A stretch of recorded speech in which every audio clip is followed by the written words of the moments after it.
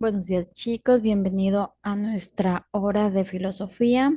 Estamos en la quincena 7. El tema que nos toca en esta quincena es identidad cultural y contexto histórico del pensamiento filosófico occidental y latinoamericano. Entonces vamos a hacer un breve, ese tema realmente es un poco largo, pero vamos a tratarlo de resumir lo más posible, pero siempre y cuando vamos a dar las pautas más importantes. Entonces, igualmente ustedes tienen el material en la plataforma para que puedan leerlo más profundamente y analizarlo. Entonces, vamos a entrar en contexto.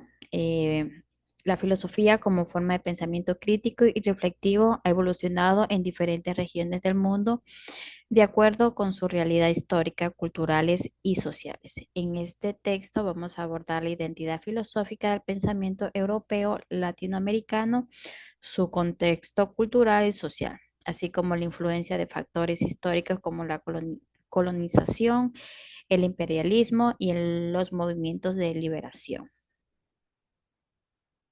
Entonces, vamos a hablar un poquito de la identidad filosófica del pensamiento europeo. El pensamiento filosófico europeo se caracteriza por una búsqueda constante de la objetividad y la racionalidad. Desde la época de la antigüedad Grecia, con pensadores como Sócrates, Platón y Aristóteles, hasta el Renacimiento y la Ilustración. La filosofía europea se ha enfocado en entender el yo y la relación del ser humano con la naturaleza y el universo. Entonces, entre las principales características tenemos la objetividad, que busca la verdad universal mediante la razón y la lógica. También tenemos el individualismo, se privilegia la búsqueda del yo y la autonomía del individuo. Tenemos la producción intelectual, se expresó principalmente a través del tratado filosófico, un texto de carácter formal y estructurado y argumentativo. Entonces, la identidad filosófica del pensamiento latinoamericano surge a partir de la influencia europea, pero desarrolla una identidad propia basada en la experiencia de la colonización, la resistencia, la liberación y la reivindicación de las culturas originarias. La filosofía latinoamericana se caracteriza por la búsqueda de la justicia social, la crítica, el imperialismo y la construcción de un nosotros colectivo.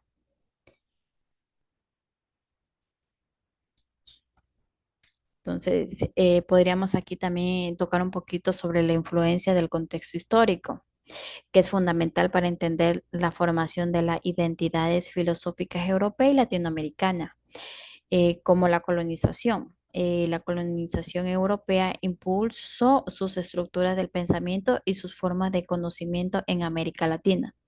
Sin embargo, las culturas originarias no desaparecieron, sino que se formaron y resistieron generaciones, generando un pensamiento crítico y de liberación. El imperialismo, expansión de los imperios europeos en América y África reforzó la superioridad del pensamiento filosófico occidental, pero también originó resistencia que dieron lugar a la filosofía de la liberación en América Latina. También tenemos los miembros de liberación. En América Latina, los movimientos de liberación anticolonial e independentista influenciaron en el surgimiento de un pensamiento. Entonces, quedaríamos que la filosofía europea y la filosofía latinoamericana presentan diferencias significativas en su identidad, contexto cultural e influencias históricas. La primera se enfoca en la objetividad y el yo individual y la razón, mientras que la segunda destaca la subjetividad, el nosotros, colectivos y la liberación. Ambas tradiciones filosóficas tienen sus propias lógicas y estructuras, pero su análisis conjunto permite comprender la diversidad de perspectivas en la búsqueda del conocimiento y la justicia. Entonces, así quedaríamos con la identidad filosófica del pensamiento europeo. Vamos a hablar sobre el producto intelectual, el ensayo y el tratado. Entonces nos dice que el ensayo y el tratado son dos formas de producción intelectual utilizadas en la filosofía y las otras disciplinas del pensamiento crítico. Cada uno tiene un propósito específico, una estructura particular y un estilo de redacción en las que se distingue. En este texto conoceremos la definición, las características y ejemplos de cada uno, así como la comparación de sus diferencias en términos de objetividad, subjetividad y análisis discursivo. Ya, entonces en el ensayo filosófico, creo que lo tenemos acá, ya. En el ensayo filosófico es un texto breve que argumenta en el que el autor expresa su visión personal sobre el tema filosófico específico. Se caracteriza por la libertad creativa, la originalidad y el enfoque subjetivo del autor, lo que permite la reflexión crítica y la apertura del debate. Entonces, como característica tenemos la subjetividad. El autor expone su interpretación personal, sustentando, sustentándola con argumentos y ejemplos. Tenemos la flexibilidad estructural. No sigue una estructura fija, aunque suele tener introducción, desarrollo y conclusión. Un lenguaje accesible. Utiliza un lenguaje claro y directo para acercarse al lector y provocar reflexión. Tiene una crítica y argumentación. Plantean preguntas, problemas y posibles soluciones. Ejemplo del ensayo filosófico, El árbol de Simón Rodríguez, en el que reflexiona sobre la educación en América Latina y la necesidad de un pensamiento educativo. Entonces, este sería todo lo que podríamos decir sobre el ensayo filosófico. Entonces, tienen que analizar bien que tiene las características que son muy importantes para poder clasificar un ensayo filosófico. Entonces, vamos ahorita con el tratado filosófico. El tratado filosófico es un texto extenso, formal y sistemático que aborda un tema filosófico de manera exhaustiva. Se estructura en secciones bien definidas y sigue una lógica rigurosa para desarrollar y sustentar una tesis central. Entonces, las características que tiene sería la objetividad, busca la universalidad y la objetividad en la exposición de ideas. También tiene como estructuras definidas, se divide en capítulos abordados de sus apartados con una lógica rigurosa. Tiene como también un lenguaje formal, utiliza un lenguaje técnico y preciso.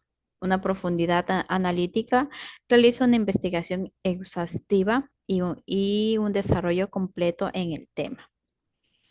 Tenemos aquí, por ejemplo, el tratado filosófico sería una crítica de la razón pura, donde el autor desarrolla un análisis profundo sobre los límites y posibilidades del conocimiento humano. Entonces, aquí para hacer una comparación entre el ensayo y el tratado sería, un ensayo es subjetivo, o sea, se enfoca en la persona, y en el tratado es subjetiva, busca la verdad. En el ensayo, en la estructura es libre y flexible, y en el tratado su estructura es formal y rigurosa. En la extensión es breve en el ensayo y en el tratado es extensa y detallada. En el lenguaje en el ensayo es más flexible y reflexivo, y en el tratado es formal y técnico. Entonces, esa sería la diferencia entre el ensayo y el tratado. Entonces, sería muy interesante que ustedes analicen el texto que está en la plataforma, que ahí está más detallado para que ustedes puedan entender un poco más cómo se clasifican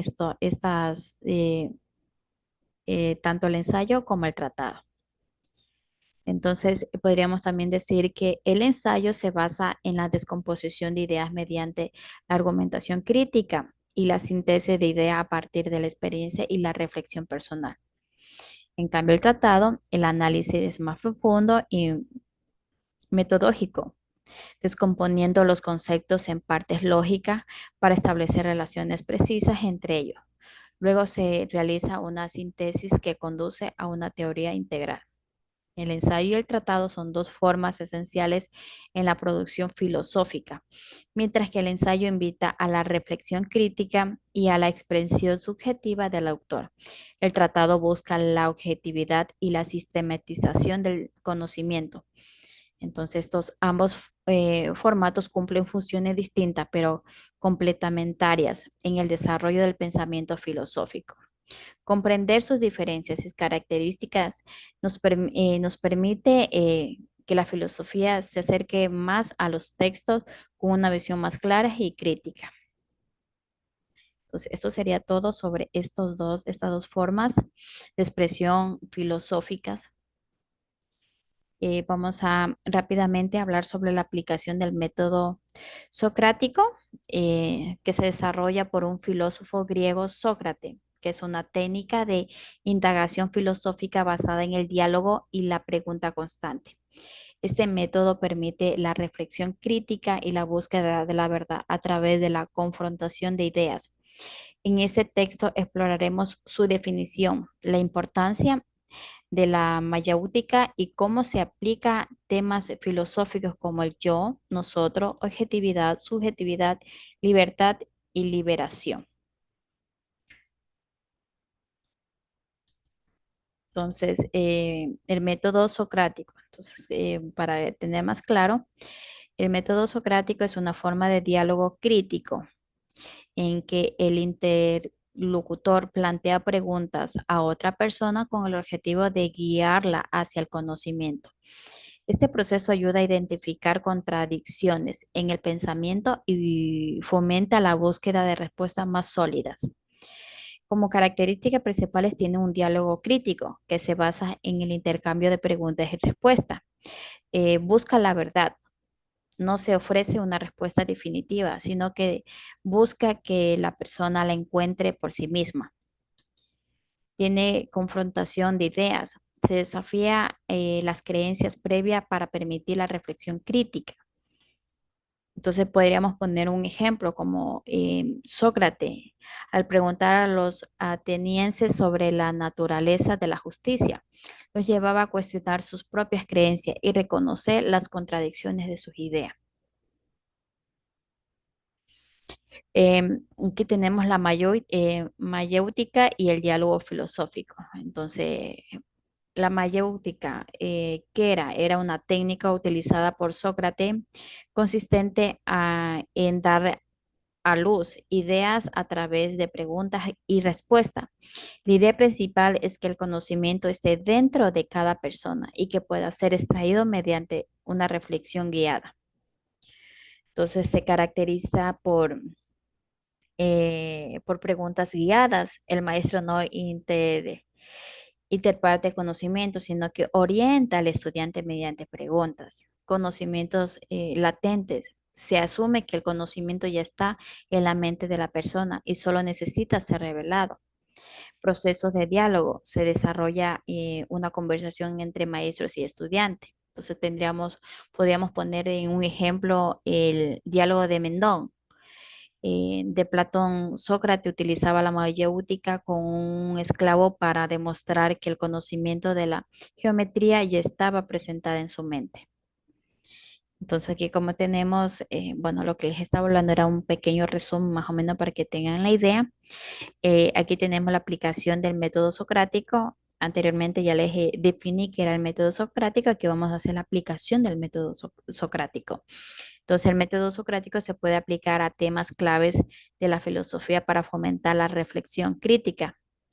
A continuación vamos a mostrar cómo aplicar conceptos como el yo, nosotros, objetividad, subjetividad, libertad y liberación.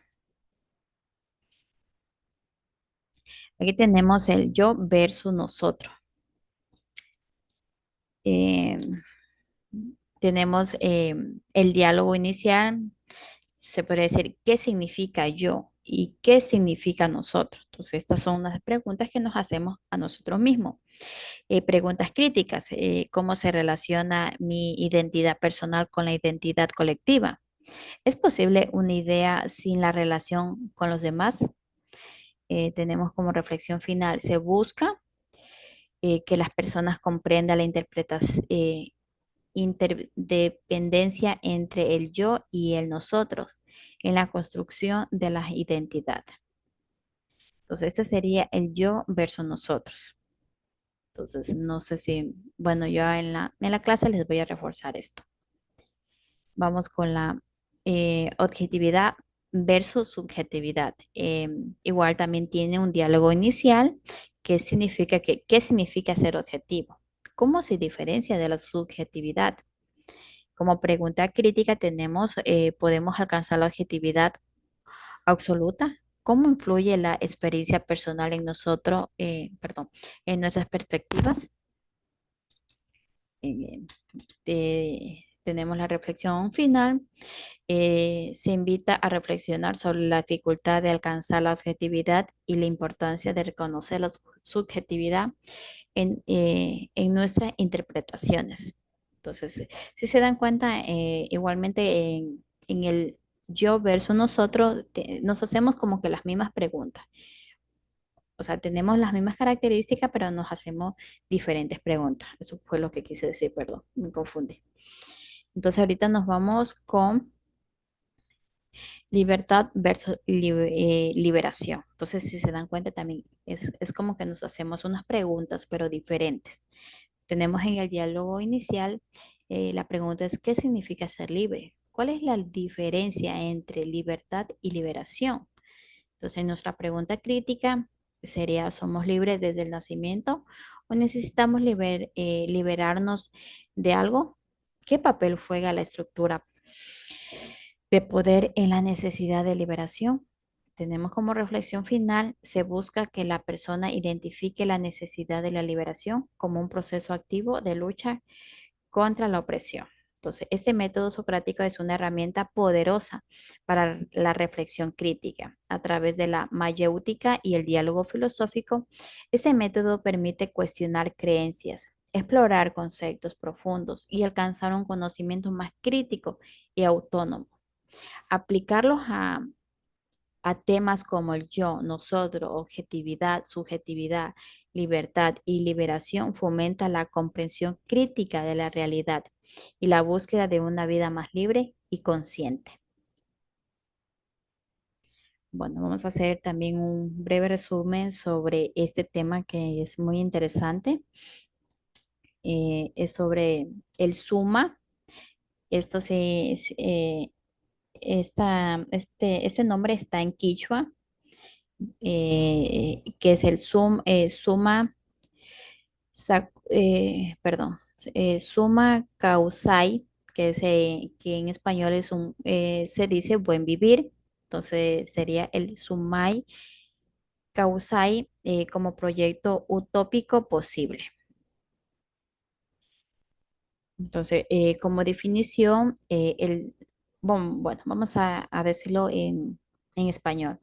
El buen vivir, traducido, bueno, aquí como dice, traducido buen vivir, es un concepto de origen quichua que refleja la cosmovisión de los pueblos andinos. Ese término expresa una forma de vida en armonía con la naturaleza, la comunidad y el universo, donde el bienestar colectivo prevalece sobre el éxito individual, a diferencia de la concepción occidental de calidad de vida basada en el consumo material.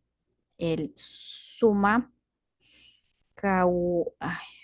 causai promueve la sostenibilidad, la reciprocidad y la equidad en las relaciones humanas y en el entorno natural. Entonces, desde la perspectiva histórica, el buen vivir se encuentra agregado en la práctica centrales de las comunidades indígenas de la región andina, quienes han priorizado la armonía y el equilibrio entre la humanidad y la Pachamama, Madre Tierra. Estas comunidades consideran que el buen vivir se mide en términos de riqueza material, sino en la calidad de las relaciones humanas y la salud del medio ambiente. La relación del Summa Causai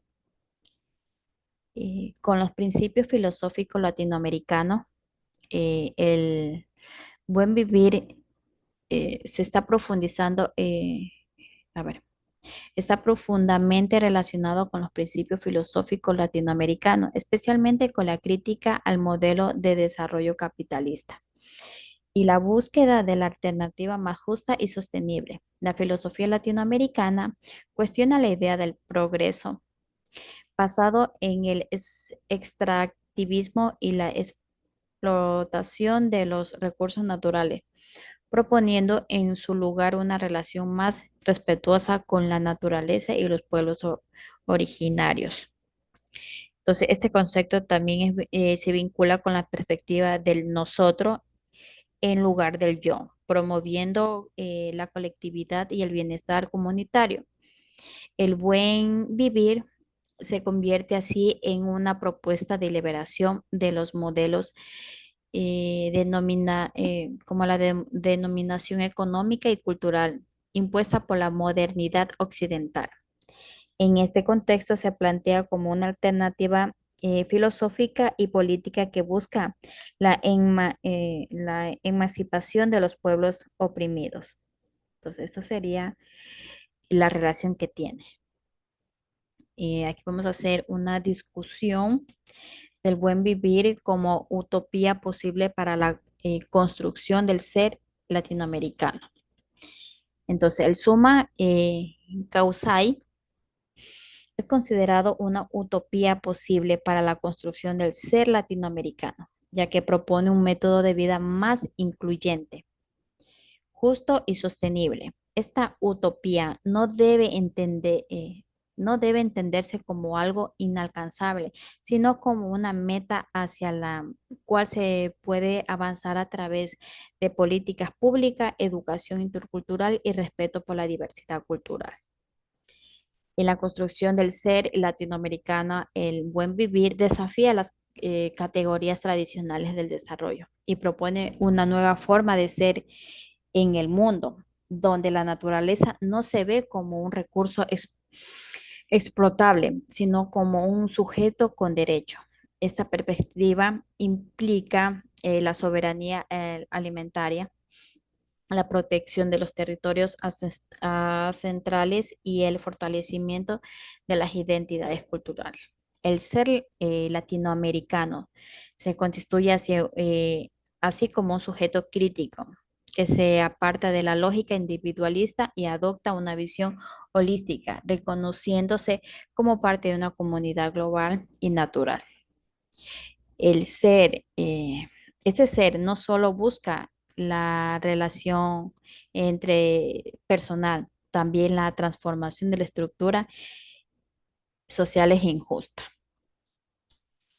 Entonces, bueno, chicos, eso sería todo sobre nuestro tema de la quincena 7. Espero que les haya gustado. A mí me parecen unos temas muy interesantes. Sí hay que profundizarlos porque realmente hicimos un breve resumen porque, como anteriormente les dije, son temas muy largos pero muy interesantes. Valdría la pena de que ustedes se den un momento y lean el texto que está en la plataforma.